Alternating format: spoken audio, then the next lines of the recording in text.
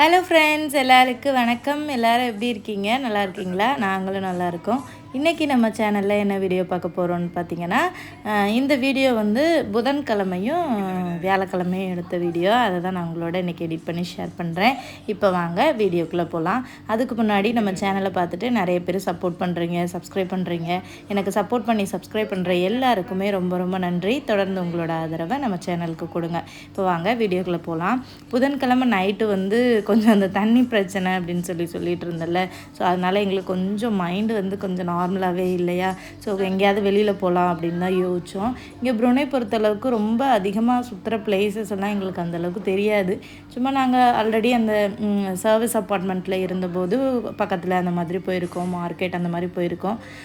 இப்போ நைட்டு நம்ம எங்கே போகிறது அப்படின்ட்டு சரி ஹோட்டலில் போய் சும்மா ஏதாவது சாப்பிட்டு வரலாம், அப்படி கொஞ்சம் ரிலாக்ஸாக இருக்கும் அப்படின்றதுக்காக தான் நாங்கள் வந்து ஹோட்டலுக்கு போனோம். அதிகமாக அந்த ஹோட்டலில் போய் சாப்பிட்ற பழக்கம் எங்களுக்கு வந்து இல்லை. எப்போயாச்சும் போவோம் அப்படின்ற மாதிரி தான் நாங்களும் கிளம்பி போயிருந்தோம். புதன்கிழமை நைட்டு போயிருந்தோம். ஸோ நாங்கள் போன டைமிங் பார்த்திங்கன்னா 8:30 மேலேயே ஆகிடுச்சு. அப்படியே பேசிகிட்டே இருந்தோம். அப்புறம் வீட்டில் என்ன குக் பண்ணேன்னு கேட்டாங்க.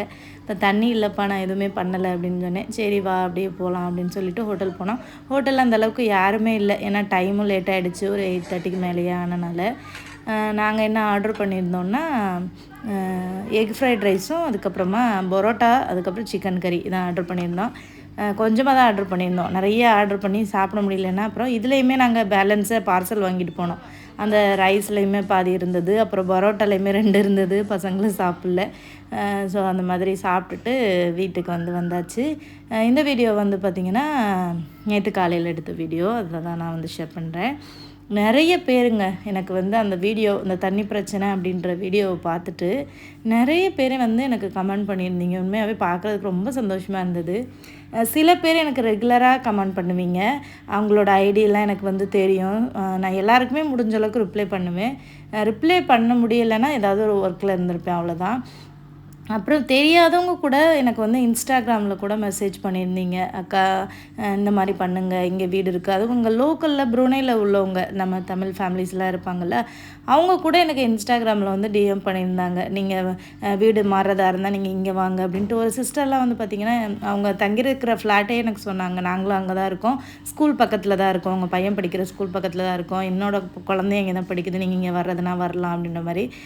ஸோ எனக்கு என்ன சந்தோஷம் இருந்துச்சுன்னா, ஓகே நமக்கு ஏதாவது ஒரு பிரச்சனைனா யூடியூப்பில் சொன்னோன்னா இத்தனை பேர் நம்ம பக்கம் வந்து நிற்கிறீங்க அப்படின்ற மாதிரி ஒரு சப்போர்ட் இருந்தது. ஸோ மோஸ்ட்லி நான் வந்து எங்களோட லைஃப்பில் உள்ள ப்ராப்ளம்ஸ், நாங்கள் கடந்து வந்த பாதை எல்லாத்தையும் எதுக்காக நான் யூடியூப்பில் ஷேர் பண்ணுறேன்னா, ஒரு சில பேர் சொல்லுவாங்க எல்லாத்தையுமே சொல்லாதீங்கக்கா அப்படின்ற மாதிரி. நான் எதுக்காக சொல்கிறேன்னா, இப்போ நம்ம ஊரில் இருக்கிறதுக்கும் வெளிநாட்டில் இருக்கிறதுக்கும் டிஃப்ரென்ஸ் இருக்குங்க. ஏன்னா இந்த வெளிநாட்டில் இருக்கும்போது பார்த்திங்கன்னா நம்ம ஊர்லேயுமே இருக்கும், எல்லாருக்குள்ளேயுமே இருக்கும். பட் எப்படி வெளிப்படுத்துறதுன்னு தெரியாமல் நம்ம எல்லாருமே இருப்போம். ஸோ இப்போ எனக்கு வந்து இந்த யூடியூப்பில் என்னோட ஒரு சில விஷயங்களை சொல்லும்போது அது எனக்கு வந்து ஒரு மைண்ட் அந்த ரிலீஃபாக இருக்குது. அதுக்கு வந்து நிறைய பேர் நீங்கள் சஜஷன்லாம் கொடுக்குறீங்க பார்த்தீங்களா, அதெல்லாம் பார்க்கும்போது எனக்கு ரொம்பவே வந்து ஓகே, நமக்கும் ஒரு சில பேர் இருக்காங்க சொல்கிறதுக்கு அப்படின்ற மாதிரியான ஒரு ஃபீல். ஸோ நம்ம தனியாக இல்லை, நம்ம கூட நிறைய பேர் இருக்காங்க அப்படின்ற மாதிரி. ஸோ அதுக்காக தான் நான் ஷேர் பண்ணுறது. ஸோ அதை பார்த்துட்டு நிறைய பேர் எனக்கு வந்து அது பண்ணுங்கள் இது பண்ணுங்கன்னு சொன்னதில் எனக்கு ரொம்ப ரொம்ப சந்தோஷம். எனக்காக கமெண்ட் பண்ணி எல்லாத்தையும் ஷேர் பண்ணவங்களுக்கும் ரொம்ப ரொம்ப நன்றிங்க. ஸோ இப்போ ஓகே, இப்போ தண்ணி வந்து இப்போ வியாழக்கிழமை காலையிலேருந்து நார்மலாகவே வர ஆரம்பிச்சிருச்சு. ஸோ ஹவுஸ் ஓனருக்கு வந்து பார்த்திங்கன்னா நாங்கள் மண்டேலேயே வந்து பார்த்திங்கன்னா மெசேஜ் அனுப்பியிருந்தோம் இந்த மாதிரி வாட்டர் ப்ராப்ளம்னு சொல்லிட்டு. அவங்க எங்கள் மெசேஜை கூட ஓப்பன் பண்ணி பார்க்கல வாட்ஸ்அப்பில். மேபி அவங்களுக்கு என்ன ஒர்க் இருந்துச்சுன்னு தெரியல. பட் மெசேஜை ஓப்பன் பண்ணி பார்க்கல. இன்றைக்கி காலையில் வந்து தண்ணி வண்டியில் அனுப்பிச்சி விட்ருந்தாங்க. ஸோ அப்புறம் நாங்கள் சொல்லியிருந்தோம் தண்ணி இப்போ வந்து நேற்று காலையிலேருந்தே நார்மலாக வர ஆரம்பிச்சிருக்கு, ஆனால் எப்போ ஸ்டாப் ஆகும்னு தெரியல, அப்போ சொல்கிறோம், அப்போ அனுப்பி விடுங்க அப்படின்னு சொல்லிட்டு சரி அப்படின்னு சொல்லிட்டு வந்து போயிருக்காங்க. ஸோ தண்ணி வரவும் ஓகே நார்மலாக வீட்டில் குக் பண்ணலாம் அப்படின்னு சொல்லிட்டு ஹஸ்பண்ட் வந்து பணியாரம் கேட்டாங்க, குழி பணியாரம் பண்ணி கொடுன்னு சொல்லிட்டு. நானுமே அது பண்ணி ரொம்ப நாள் ஆச்சு. ஸோ அந்த பணியாரக்கல் இங்கே ப்ருனேயில் தான் நான் வந்து வாங்கியிருந்தேன். அதை யூஸ் பண்ணியுமே ரொம்ப நாள் ஆச்சு. சரி இன்றைக்கி பண்ணலாம் அப்படின்னு சொல்லிட்டு நான் வந்து நேற்றே வந்து மாவு அரைச்சி வச்சுருந்தேன். இந்த பணியாரத்துக்கு எப்போவுமே மாவு வந்து திக்காக வந்து அரைச்சி வைக்கணும், அப்போ தான் சுடுறதுக்கு வந்து ஈஸியாக இருக்கும். மாவு தண்ணி ஆகிடுச்சுன்னா நமக்கு வந்து ஒட்டிக்கிட்டு போயிடும் கல்லுலையே. ஸோ அதனால் வந்து ரொம்ப நல்ல திக்கான பேட்டர் தான் வந்து ரெடி பண்ணி வச்சுருந்தேன். அதில் வந்து நல்ல கருப்பட்டியை வந்து நல்லா துருவி வந்து சேர்த்துக்கிட்டேன். காய்ச்சியும் வந்து சேர்க்கலாம், இந்த மாதிரி துருவியும் சேர்க்கலாம். காய்ச்சி வந்து நான் சேர்த்து வந்து லாஸ்ட் டைம் பண்ணும்போது ரொம்ப வந்து மாவு வந்து ரொம்ப சாஃப்ட் ஆகிடுச்சு. அப்போ கல்லில் ரொம்ப ஒட்டிட்டு பிஞ்சு பிஞ்சு வந்துருந்துச்சு. ஸோ அதனால் வந்து காய்ச்சாமல், அதாவது மண் தூசெல்லாம் இல்லாத கருப்பட்டியாக வாங்கிக்கணும். அதை துருவிட்டு சேர்த்தோம்னா அது வந்து நல்லா எடுக்க வருது. அது கூட ஏலக்காய் சுக்கு பொடி 2யும் மிக்ஸ் பண்ணி அரைச்சி வச்சுருந்தேன். அது ஒரு ஸ்பூன் சேர்த்துட்டு உப்பு வந்து மாவு அரைக்கையிலே வந்து நான் போட்டு மிக்ஸ் பண்ணி வச்சுருந்தேன். ஸோ அதை வந்து ரெடி பண்ணி வச்சுட்டேன். அதுக்கப்புறம் ஹஸ்பண்ட்க்கு வந்து காலையில் வந்து அந்த கிரானுலா இருக்குல்ல, ஓட்ஸ், அதுதான் வந்து கேட்டாங்க. அது நிறைய பேர் கமெண்ட்ஸில் கேட்குறீங்க, இது எங்கே வாங்குறீங்கன்னு சொல்லிட்டு.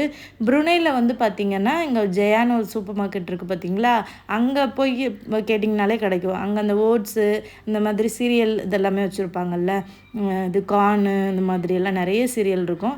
அதில் நிறைய வெரைட்டி இருக்கும். மிக்சடு ஃப்ரூட்டு இருக்கும், எல்லா ஃப்ரூட்டும் மிக்ஸ் பண்ணி ஓட்ஸ் பண்ணியிருக்கும்.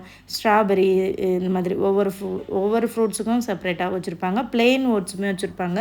ஸோ அதில் நமக்கு எது பிடிக்குதோ வந்து வாங்கிக்கலாம்.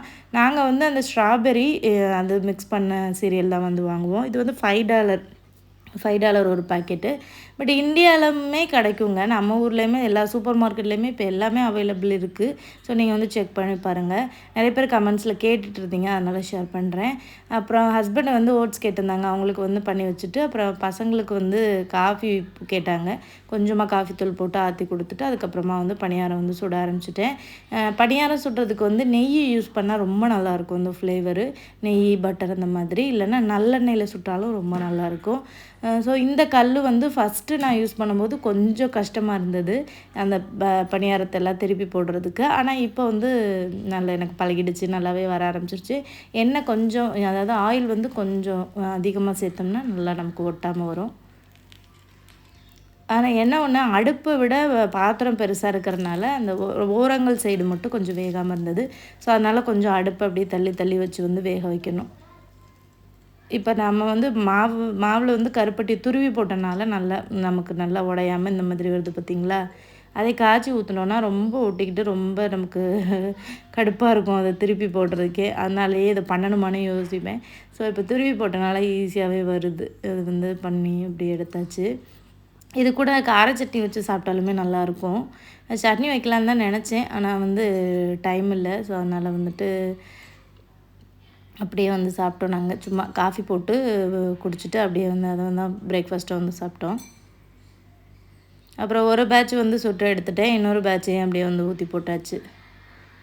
இது வந்து பெரிய குழியாக இருக்கிறனால மாவு வந்து நிறையா டக்குன்னு ஊற்றி சுடுற மாதிரி இருக்குது. நம்ம ஊர்லலாம் குட்டி குட்டி குழியாக இருக்கும், அது ரொம்ப நேரம் ஆகிற மாதிரி இருக்கும் சின்ன சின்னதாக. இது வந்து நான் ஒரு 3 பேட்ச் தான் போட்டேன். 3 பேட்ச்லேயுமே வந்து பாதி இது ஃப்ரீயாக தான் இருந்தது. ஸோ அந்த மாதிரி வந்து பாருங்கள் நல்லா வந்து வர ஆரம்பிச்சிது. இந்த சைடு ஓரத்தில் இருக்கிறது மட்டும்தான் லைட்டாக பிய ஆரம்பிச்சிது. ஏன்னா அடுப்பில் உள்ள ஹீட் வந்து அந்தளவுக்கு அதில் போகலை, அதனால் அந்த மாதிரி வந்து இருந்தது. இது வந்து பணியாரம் மாதிரி இல்லை, போண்டா, பெரிய சைஸ் போண்டா எப்படி இருக்கும் அந்த மாதிரி இருந்தது.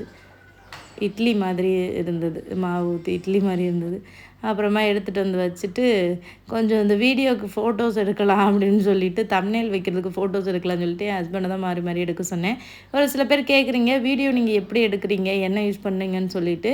வீடியோ எடுக்கிறதுக்கு நான் ஃபோன் தாங்க யூஸ் பண்ணுறேன். நான் யூடியூப் ஸ்டார்ட் பண்ணதுலேருந்தே ஃபோன் தான் எனக்கு வந்து கம்ஃபர்டபுளாக இருக்குது. நான் எடிட் பண்ணுறதுக்கும் ஃபோன் தான் யூஸ் பண்ணுறேன்.